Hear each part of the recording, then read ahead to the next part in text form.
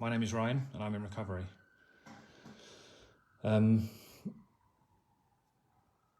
If you've been following my journey since the beginning, you might have seen a poem that I wrote called Endless Night when I was in rehab. I'm in recovery from cocaine addiction.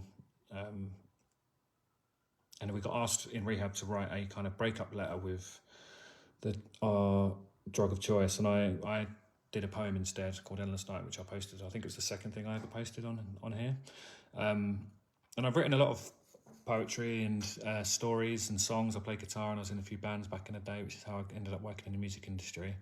And I like to turn to kind of creativity a lot of the time if I'm feeling down, or I don't know, it's a therapeutic thing for me. I still pick up my guitar most days and still write songs, more for myself nowadays. I don't put them online or anything like that. But my dad is also pretty creative.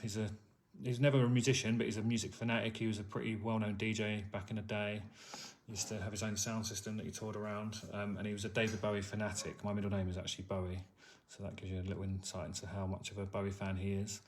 But he's also pretty handy with writing. He writes poetry.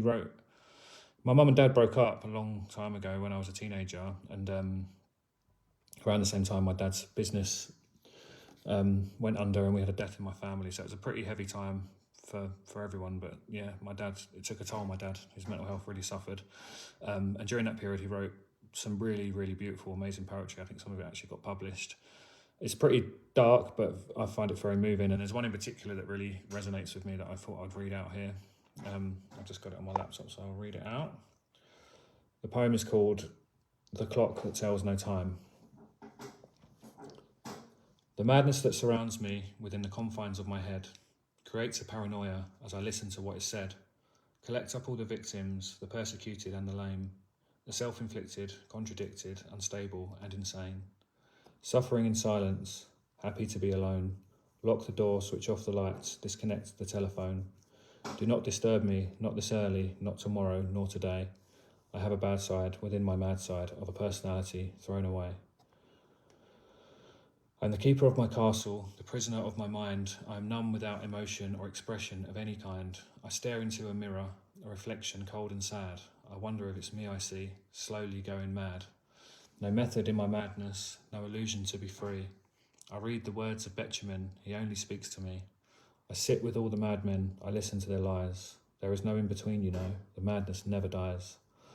Sitting pretty like Walter Mitty, ignoring all the signs. The empty bottles of vodka, the unused cocaine lines. My self-esteem is lower, sinking through regret. There is no one at my table, no places have been set. No flowers for my father, no words in silent grief. The tears that fall forever are denied in disbelief. The child by the gravestone slowly fell apart, left with empty memories of a tiny broken heart. The drugs that take the pain away bankrupt rational thought. My mind is full of destruction as I lay awake, distraught. I quietly drink the water as the ice melts in my heart. The strange unbalanced feeling was absent in the start.